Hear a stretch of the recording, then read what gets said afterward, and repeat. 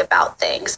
They want to know like firm commitments and promises, and they want people on the record for certain issues so they know what they're voting for, and more importantly, that they can hold candidates' feet to the fire. It seems like most voters, at least publicly, say, you know, we've already decided. And maybe there's like a very small sliver of voters who maybe will make that game time decision, if you will, on November 5th. Where does Gen Z factor into that? Could they be the deciding factor?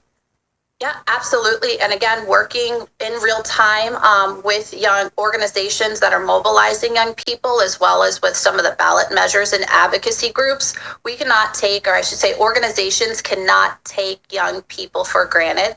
And frankly, I hear more often than not, a lot of them are not sold on candidates, or they're deciding whether or not to vote at all. And I honestly have to give them a lot of respect for holding their ground on whether it's moral issues. I know you were listening to the United Nations earlier today. We've seen in a lot of conversations that the Israel and Gaza war is very, very important to young folks and other communities, but they're not be sold, and no one should take them for granted. Absolutely not. And Dominique, before we let you go, is there anything else that you wanted to share with our Live Now for Fox viewers?